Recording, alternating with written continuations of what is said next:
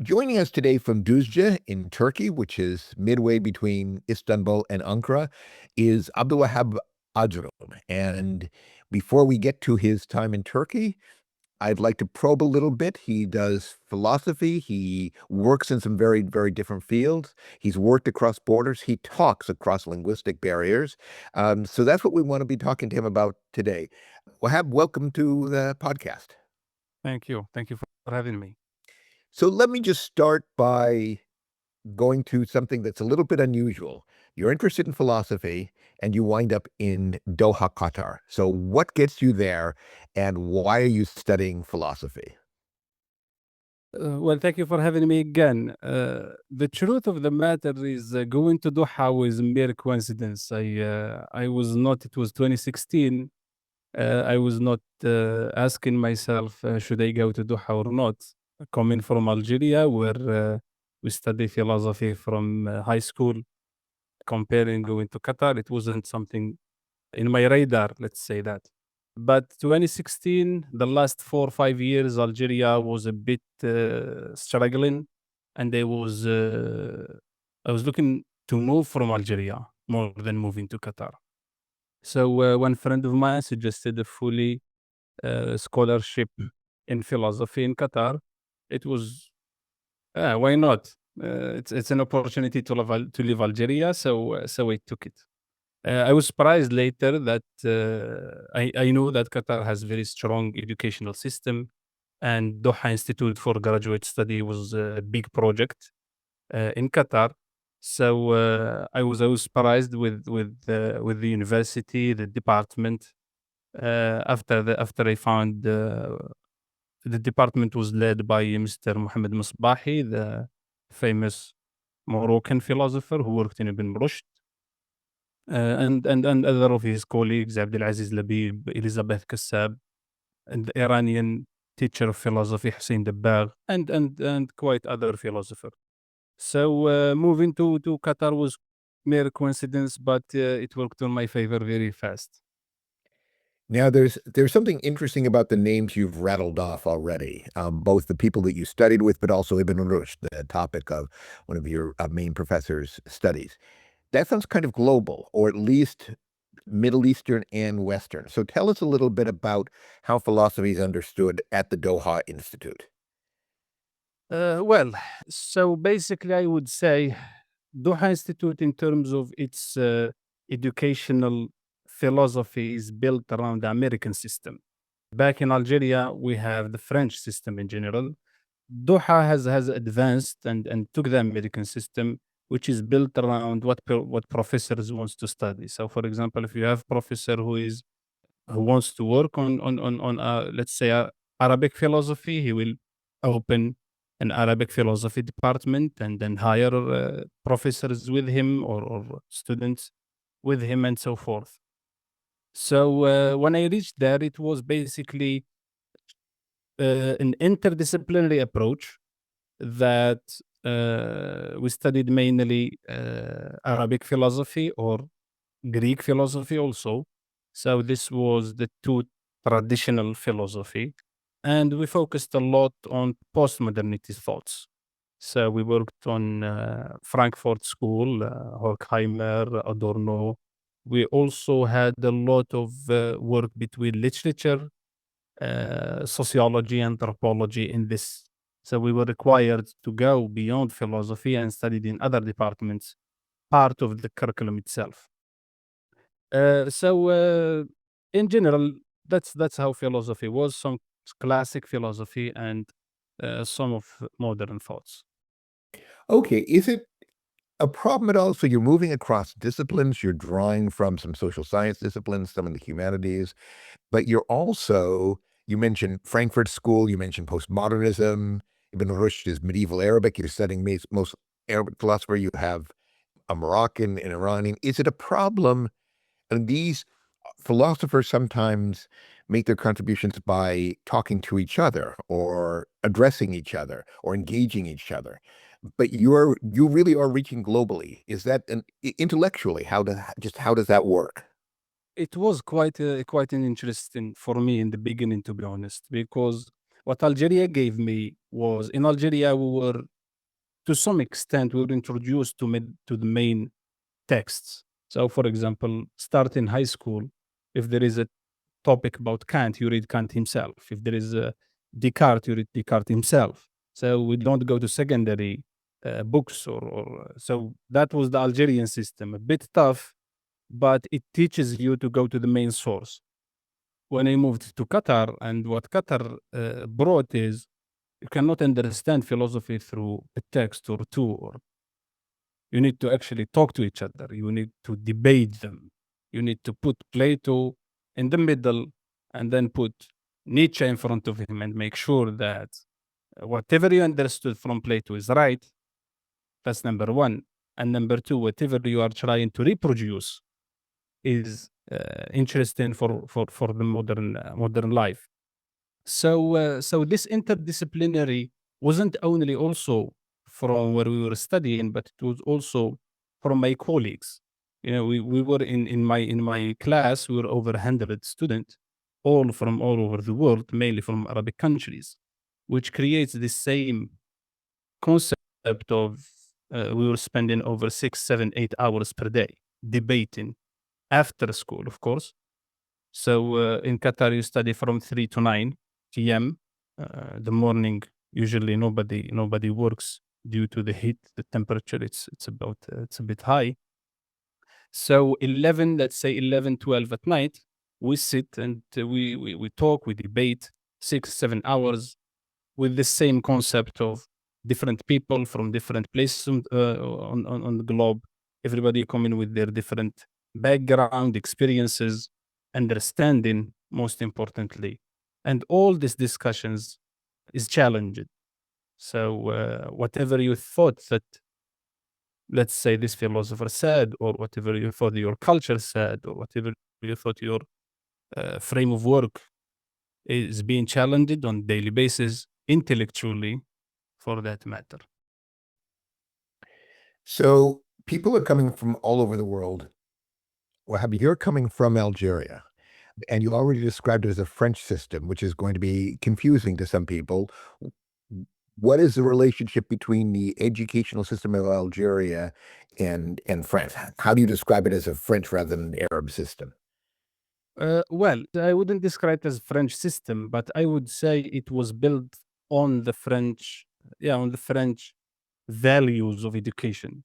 So basically, in Algeria, the system is built around memorizing, around uh, focusing on very specific elements. So you are required to understand this specific topic well. So you come up as a specialist in one specific topic. So the exam might require you to recite something from what you've learned through the course of the semester. But more importantly, if you graduated from philosophy department, then if you're a good student of philosophy. You don't know much of history, you don't know much of theory of literature, you don't know much of any other aspect of human sciences or languages, which brings some type of arrogance, intellectual arrogance. You talk with authority and you defend yourself very well, or your thoughts very well for that matter. So this also moves into create somebody who believes in hard truths. So, for example, he believes that things are, they are what they are.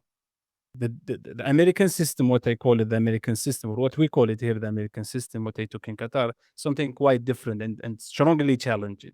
So there is no longer truth.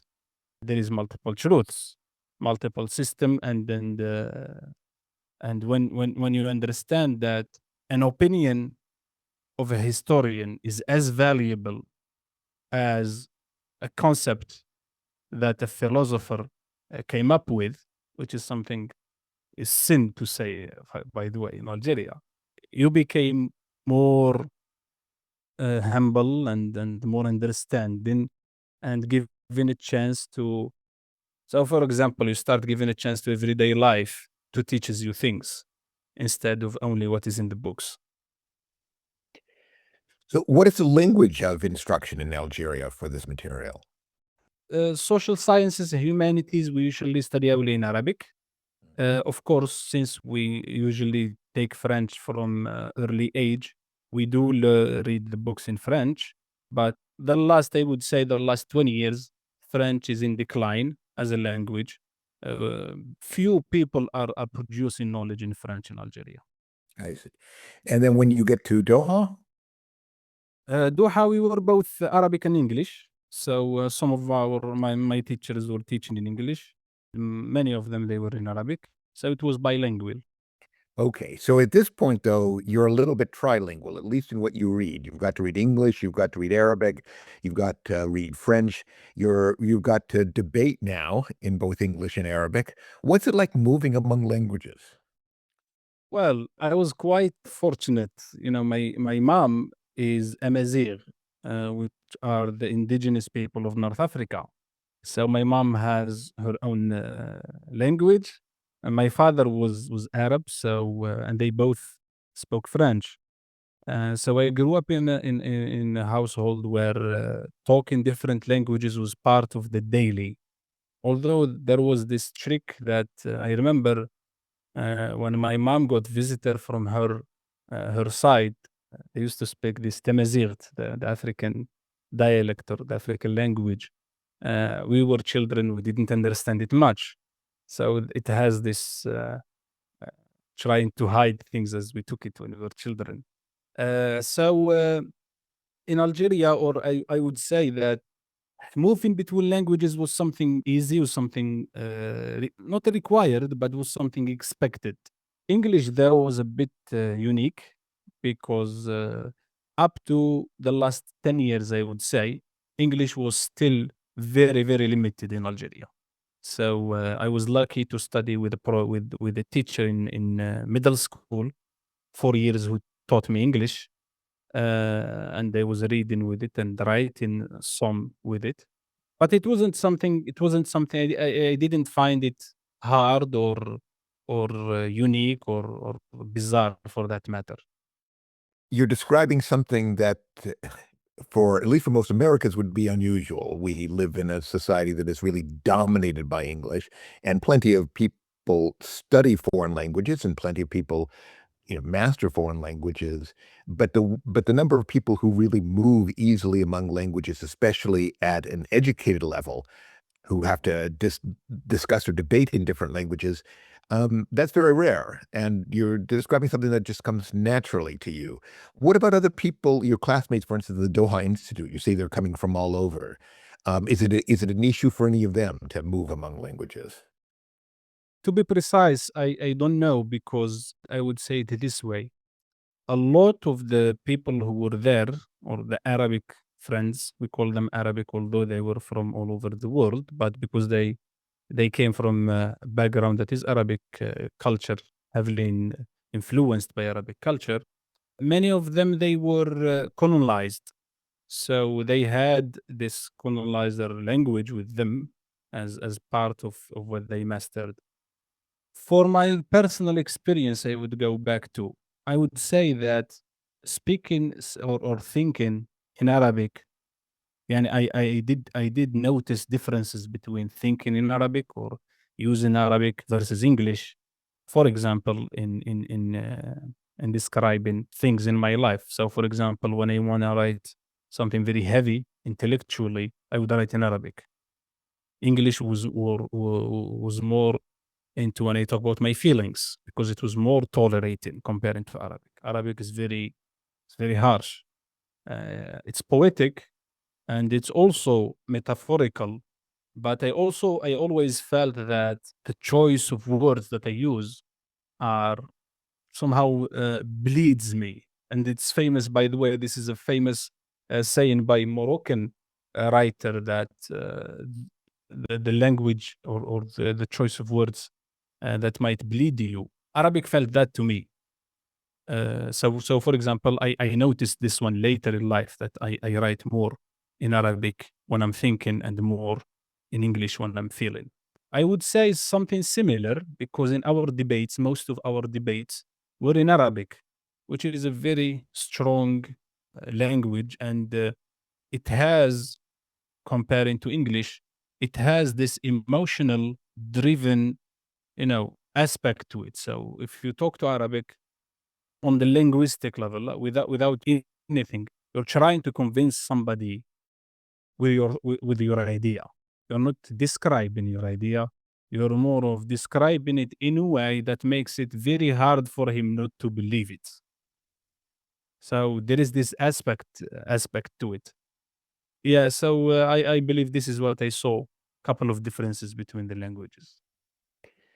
Now you're starting your own podcast, which I listened to one episode of, and it was challenging for me, both because of the subject material, but also because of the language. I mean, it was very heavy duty philosophy in Arabic. So tell us about your podcast. Well, the podcast was a project I was planning to do for quite some time. I had previously an idea and I tried it, didn't work well.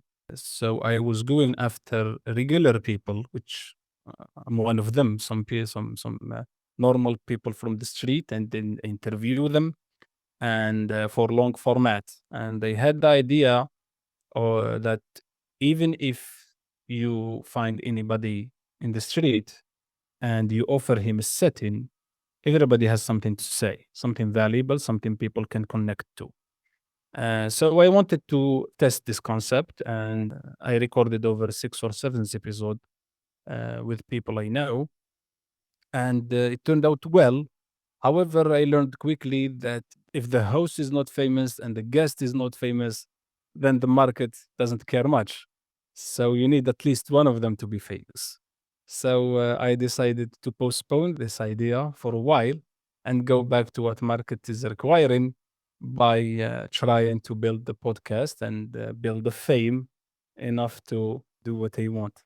So since they've been doing this type of, of conversation for a long time, as I told you in Doha, the 6, 7 hours on a daily basis was something very rewarding to me.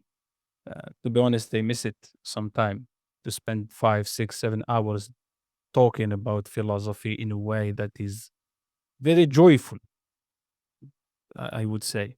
So I wanted to capture this specific moment and mainstream it through podcast.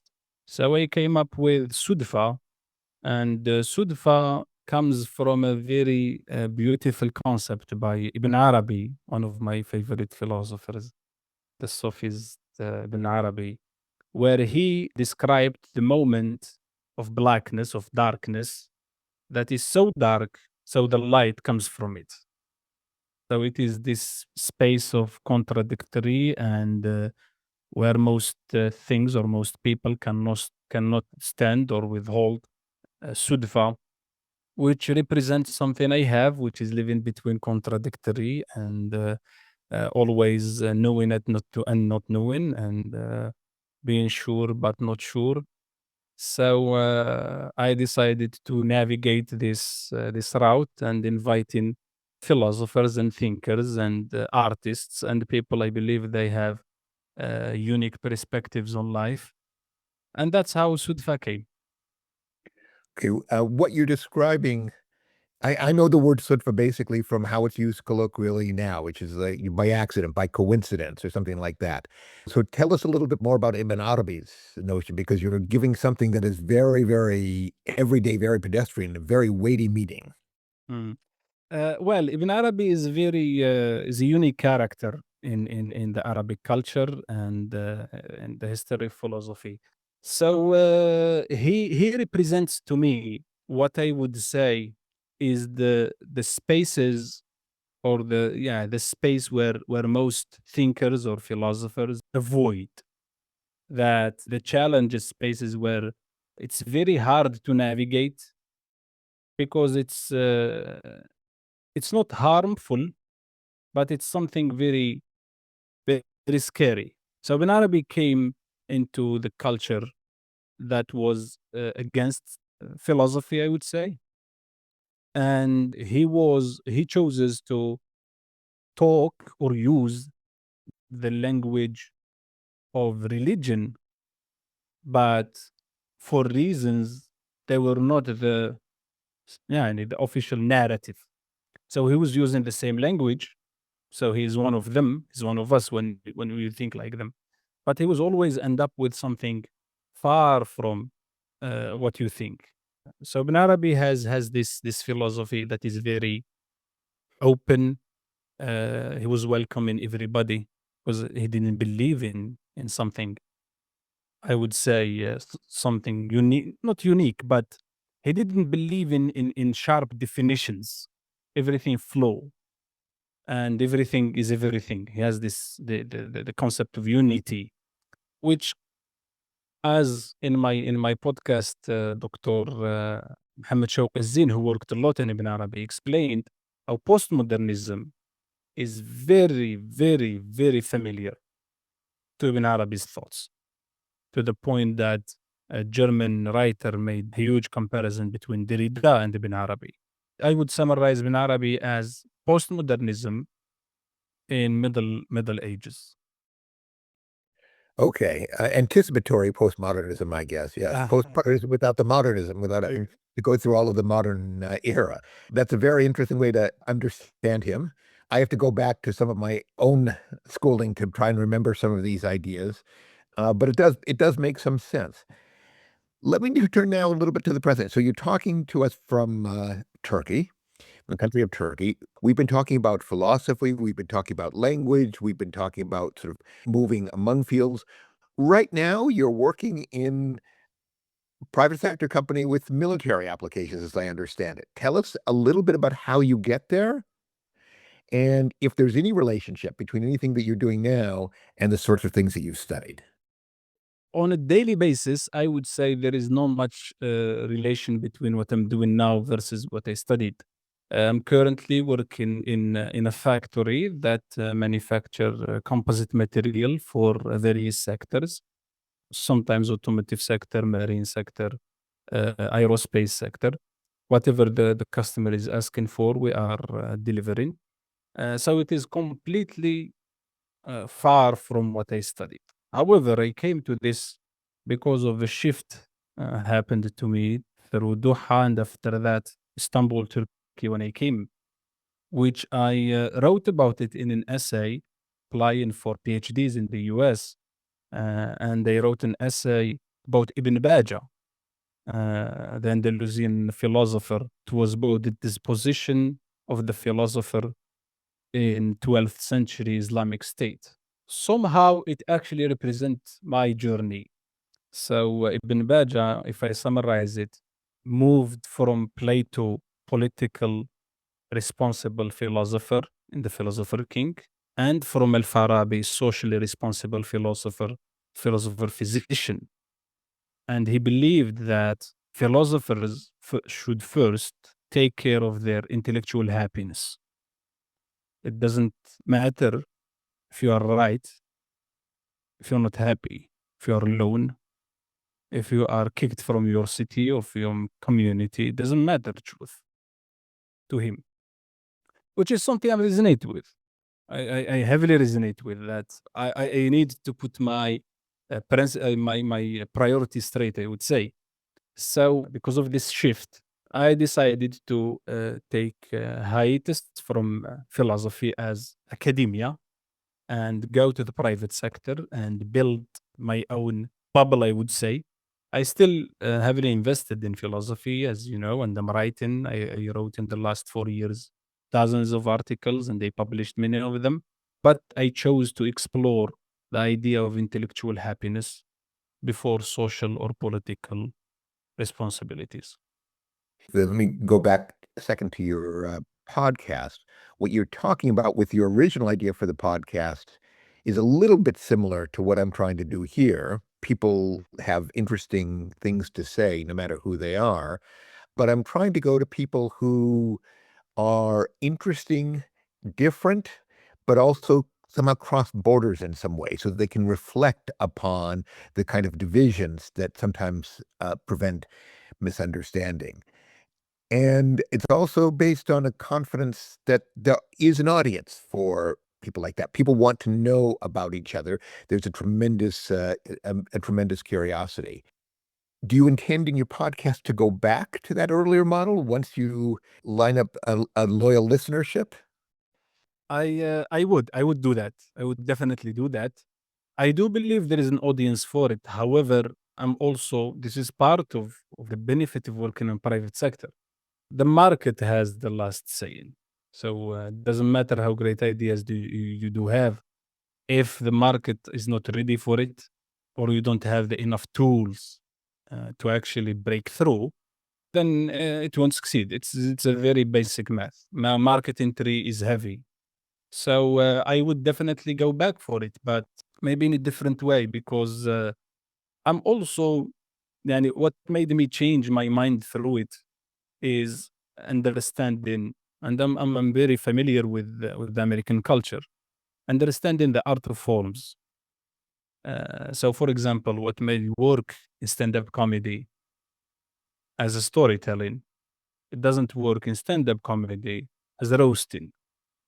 So, different audiences, different sets, different time span for it. So understanding these small details for me is what makes a podcast it's gonna work or not. Okay. I'm not sure I understand those details, so we'll see. But I have the luxury of not having to worry about a market. So let me make my final question about that. You're talking about working in the private sector and what it's taught you. You're talking about needing to learn something about the market, not necessarily to generate money, but just to find out who's listening or to get more people to listen. And many of the people that I know who went into social sciences, but especially the humanities, almost have an allergy to that kind of thinking. That they went into them to get away from the private sector. They went away to get away from talking about normal events in the language of economics and business. And you're trying to bridge the two. Is that a problem? I wouldn't say it's a problem. I would understand why they left. So I don't know about the Western. I would assume it's something similar to what we have. Academia is a very brutal private sector. I was just reading maybe 5 days ago that the money that this what we call them these companies that or even universities that publish essays that are in Arabic we call it muhakkama, the essay where professor needs to review it and get published. Mhm. So the hours Peer yearly. review, peer review. Peer review, yes, peer review. So the peer review hours that's done by professors and free, just the free part of it, is $4 billion in 2025. $4 billion that these institutions got away with it. They didn't pay these professors and these researchers for the reviews. Of course, there is the paid ones, only this. So I believe, based on what I saw, also that academia is a private sector in itself, and the only difference is it's not very rewarding. So a professor would make here in Turkey way less than what I make, way less. And there's somebody who put 40 hours, sorry, 40 years. I understood this from Qatar, by the way, and I appreciate that I learned it very early. That it's still not enough. The world is not built around you and how you are and what you like. And if you actually want to build something for yourself, you need to balance between your intellectual happiness, as I mentioned it before, and be a little bit realistic to what's in front of you. So I said that was the last question, but I'm going to ask you one more because you're leaving something hanging there for me. And that is you've got to balance between these two. And you've been doing them in a sense, it sounds to me a little bit separately. So let's put, well, how about 10 or 20 years from now? Yes. Is he able to find a balance? And if so, how? No, I don't think I would find a balance. I would think I don't. Because personally speaking, I wouldn't call myself a workaholic, but I'm driven by success. I'm driven by my value to do something right. And the hours I'm putting for my current work is 90% of my time. And I give it my full attention, my full thinking, and my full networking too. However, I built enough to the last 5 years, which is about 30 years of my life. I built enough reservoir, I would say, from networks and work and knowledge that still makes this balance suitable or possible, sorry. However, I would say that balance is very hard, it's very difficult. I might, I don't think I would, but I see Elon Musk balance in many things. So if I got something in that range, why not? Plus, I would say that academia or this social science and the humanity environment has the possibility, and you cannot give it all your time. You're still able, even if you don't give it your full time, you're still able to get good reward from it if you did it right. So far, this is how I see. So, for example, the right book, the right interview, the right colleagues that you will discuss for 3 4 hours will get you through the year better than if you don't have to spend 10 years anymore. So this small doses of critical thinking and the knowledge, I would say that it's serving me well.